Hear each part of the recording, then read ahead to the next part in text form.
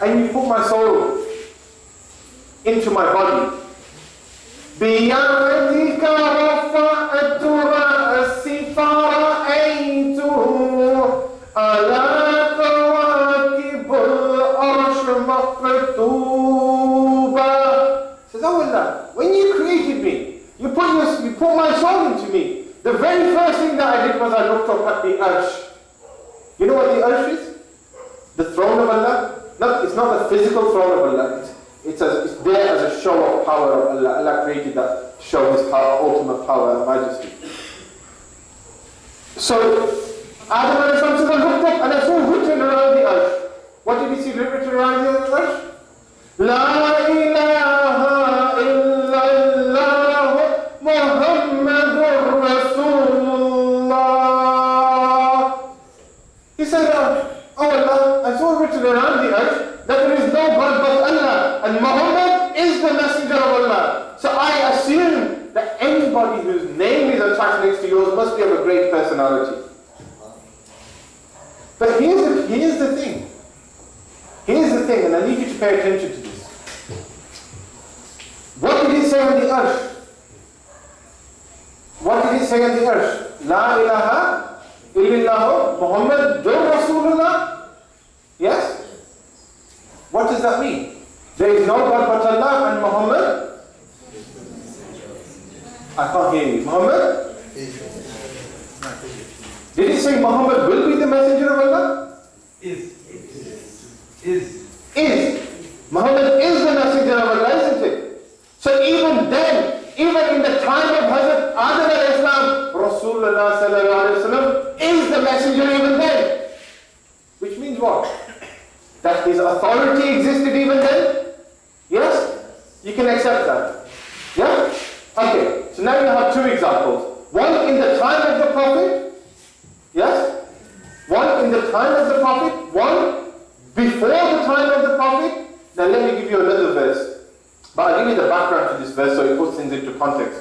And let me give you another verse which proves that the authority of Rasulullah exists for the whole time, for the whole of creation, forever.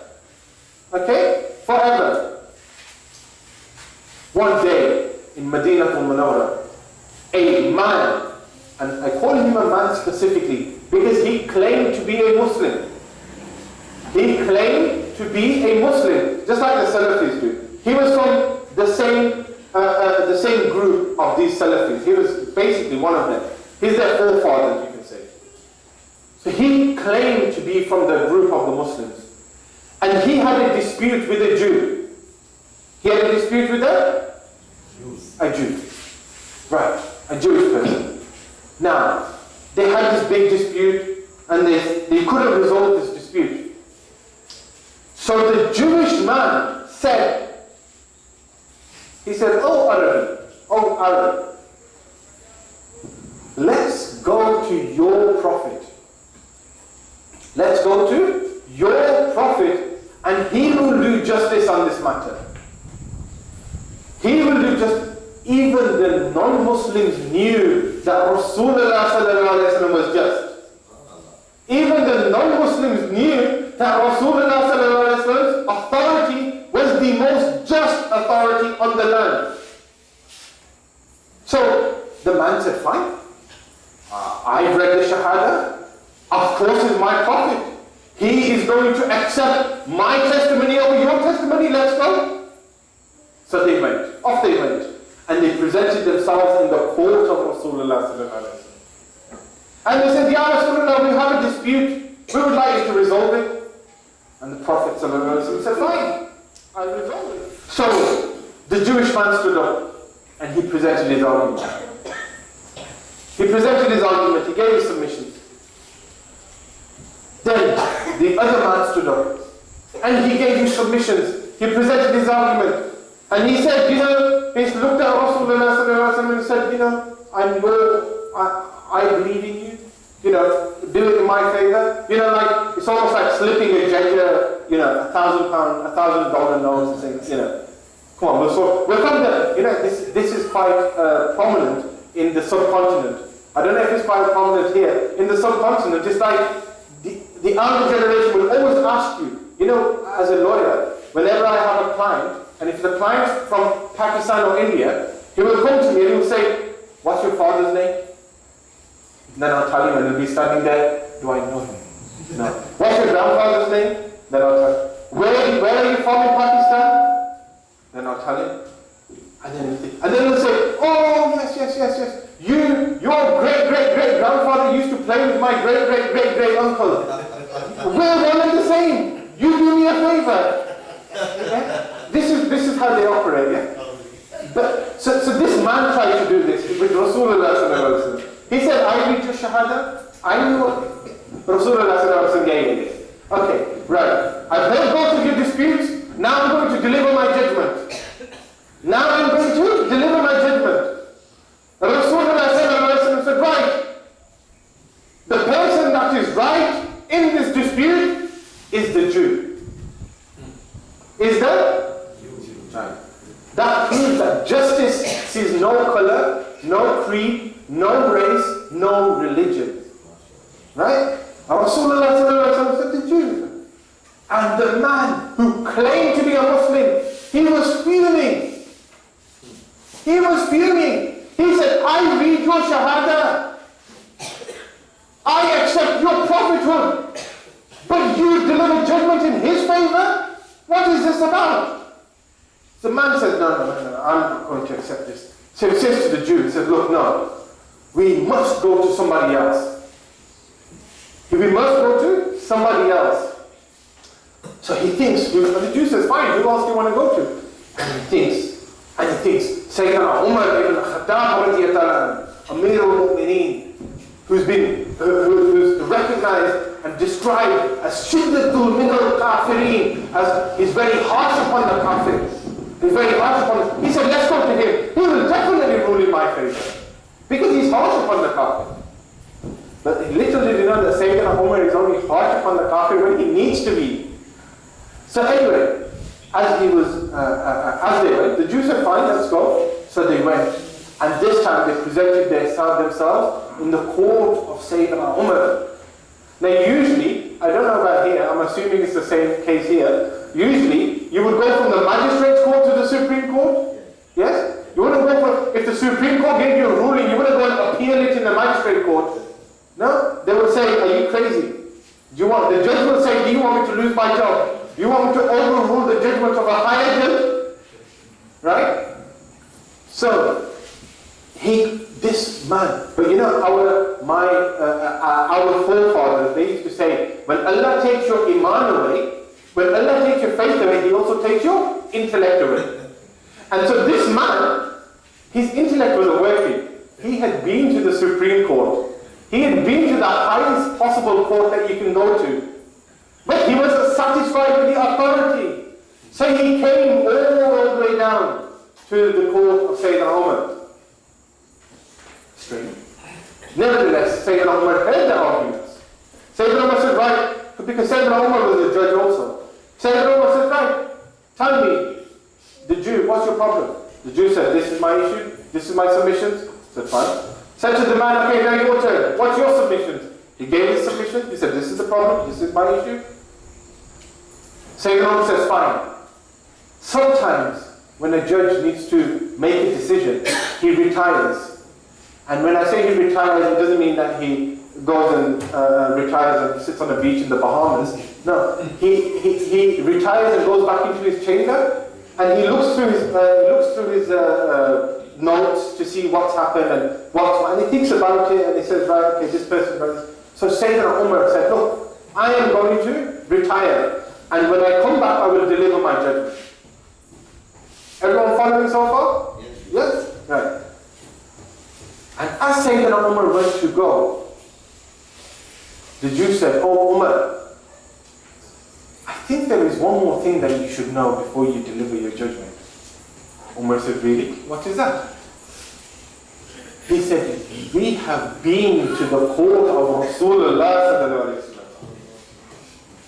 We have just been to your Prophet, and your Prophet delivered judgment in my favor.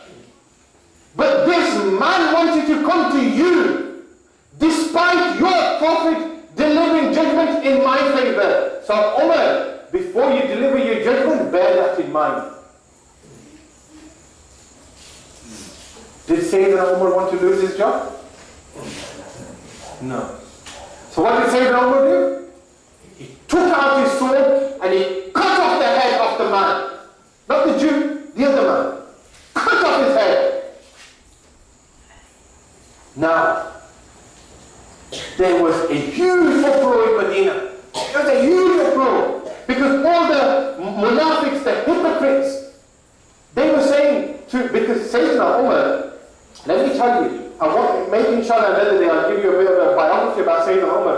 But Sayyidina Umar wasn't a personality that you wanted to mess around with. He was intelligent, and he was a warrior on the battlefield, and he was also a poet, which was a rare quality back then. So Sayyidina Umar wasn't somebody you wanted to mess around with. But now don't forget, justice is blind. Justice sees evidence. So now the people, the hypocrites, they were coming to Rasulullah sallallahu alaihi wasallam, and they were saying, Ya Rasulullah, what will you do now? Umar has just killed a Muslim. Umar has just killed a Muslim in public. And do you know what the punishment for killing a Muslim is? Death. In a Sharia state, if you're living in a proper Islamic state, the punishment for killing a Muslim innocently is death. So they came to Rasulullah sallallahu alaihi wasallam. They said, Ya Rasulullah, you must take action now. You have to take action against Umar. He has committed a crime. He has committed a crime. You have to take action. There was no trial. There was no court. There was no hearing. Nothing happened. Sayyidina Umar delivered the punishment there and then. Now, the rule of justice, number one rule of justice is this, that if you are involved in the judicial process, you cannot comment. You cannot comment. It's like me stealing this mobile phone, right, and then standing up in court and delivering a judgment, saying, I, Huzaymah Akhtar, is verdict not guilty. It doesn't make sense, does it? Because how can I deliver judgment in my own matter? You're not allowed to. So Rasulullah sallallahu alaihi wasallam was involved in this process. So do you know who responded? Do you know who delivered judgment? Allah subhanahu wa ta'ala delivered judgment. And do you know what Allah subhanahu wa ta'ala said? Do you want to know what Allah subhanahu wa ta'ala said? I don't think they want to know, shall I? Do you want to know? Are you sure? Yeah? Allah says, فَلَا وَرَبِّكَ لَا يُؤْمِنُونَ حَتَّى يُحَكِّمُوكَ فِيمَا شَجَرَ بَيْنَهُمْ ثُمَّ لَا يَجِدُوا فِي أَنفُسِهِمْ حَرَجًا مِّمَّا قَضَيْتَ وَيُسَلِّمُوا تَسْلِيمًا. Say Subhanallah. Subhanallah. Allah subhanahu wa ta'ala said, فَلَا وَرَبِّكَ لَا يُؤْمِنُونَ. Oh my beloved. Now listen to the words. Listen to the words. Allah said, oh my beloved, I swear by your Lord. I swear by your Lord? Ya Allah, are you not the Lord of the universe? Are you not the Lord of everything that's been created? Is Allah not your Lord? Tell me, is Allah not your Lord? Yes?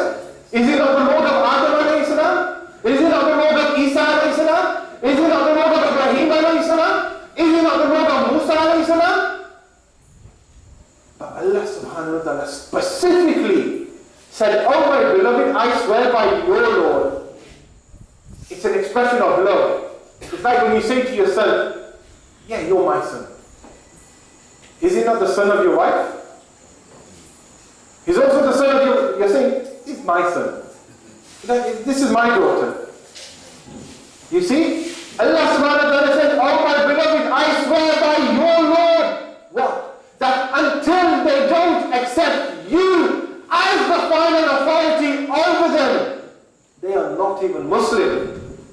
They are not even Muslim. So this person whose head Sayyidina Umar just took off, he was a murtad. He had accepted Islam, but because he rejected the authority of Rasulullah sallallahu alaihi wasallam, he fell outside the fold of Islam, and anybody who does that, the punishment for them is death. So as a result, Sayyidina Umar was left free. But the point here is this, my dear brothers and sisters, that anybody who rejects the authority of Rasulullah sallallahu alaihi wasallam is not righteous. He may quote Quran to you. He may quote Quran to you. He may read 50 salah a day. He may read 50. It's fine. He may read 100. He may give twice or double or triple or quadruple the amount of charity that is due to give. He may have done 50 Hajj in his life. He may do 5 Umrah a year. He may keep all the fasts during Ramadan. He may keep all the Nawafil fasts. But if he does not accept the authority of Rasulullah sallallahu alaihi wasallam, he is no longer a Muslim. And these Khawarij,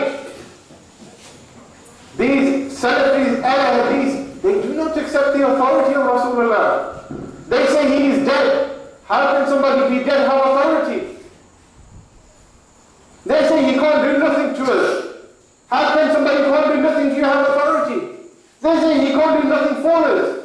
How can somebody who can do nothing for us have any authority?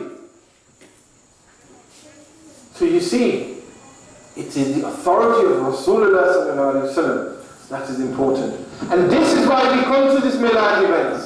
This is why we celebrate the birthday of Rasulullah sallallahu alaihi wasallam, because we know that his authority is still over us. His authority still presides over us. And we ultimately know that he is our master, and we must be subservient to him and our Lord. I agree with you. And especially those persons who have been to his lectures before will know that this is another beautiful presentation. My dear brothers and sisters, let's not take away from it by interrupting the mode of presentation here with a dummy like me. So what I'll do, we'll now go across to Shaykh Yasar Malik for his presentation. President of this mosque, Brother Hakim Khan of Catherina Islamic Complex, Shaykh Huzaymah Akhtar Suyuti, Hafizullah Ta'ala, brothers and sisters in Islam, Assalamu alaikum wa rahmatullahi ta'ala wa barakatuh. Alhamdulillah, as Shaykh Huzaymah has mentioned, it is our honor and our privilege to be in your community and in your midst and in this beautiful masajid. And Allah subhanahu wa ta'ala has given us the opportunity to be here before you and say some words which we pray are accepted, inshaAllah ta'ala aziz. Now, I understand by communicating with various people from Guyana that you were previously known as Muhammadans. Is that correct? Yeah. What an honor, I would say.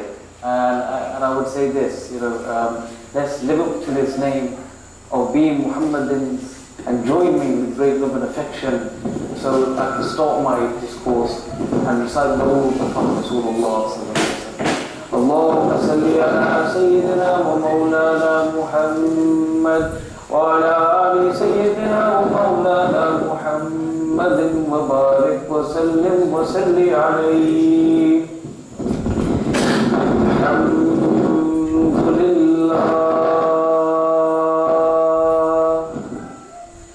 الحمد لله رب العالمين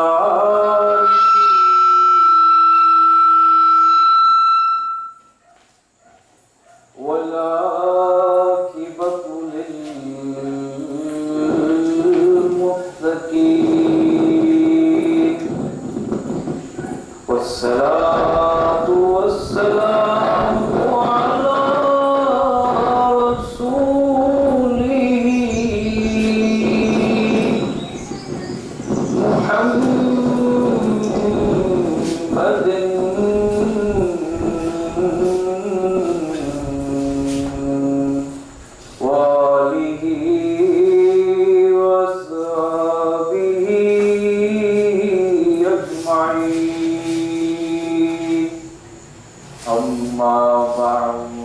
أعوذ بالله من الشيطان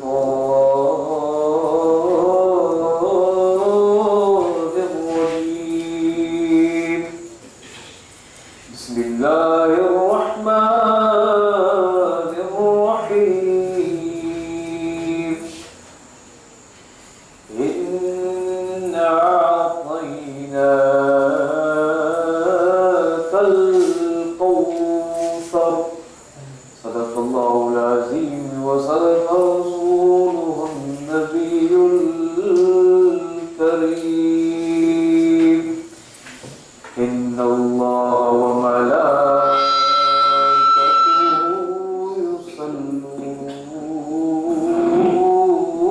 على النبي يا أيها الذين آمنوا صلوا عليه وسلموا تسليما. اللهم صل وسلم على سيدنا مولانا محمد وعلى آل سيدنا محمد وبارك وسلم عليه. All praises of Allah subhanahu wa ta'ala, the creator, controller of this entire universe, and may the choicest blessings, salutations, elevations, escalations be upon our Nabi, Nabiullah, Habibullah, Sardar Medina, Ruh Hasina, Nabi Kareem, Raufur Rahim, Rahmatan lil Alameen, Sayyid al-Mursaleen, Khatim al-Nabiyyin, Imam al-Anbiya, Ahmad Mujtaba, Muhammad Arbi, Muhammadur Rasulullah, sallallahu alayhi wa sallam. Alhamdulillah ta'ala, you heard a beautiful speech in relation to the authority of Sayyidina Rasulullah sallallahu alayhi wa sallam. And I don't intend to take too much of your time, and I promise I will keep this discourse brief. I understand it's getting late, inshallah release. You know, in the UK, there is approximately 5% of people who are Muslim. As small as island as it is, there's approximately 5% people who are Muslim. I understand, according to statistics, the first Muslim entered the United Kingdom in and around the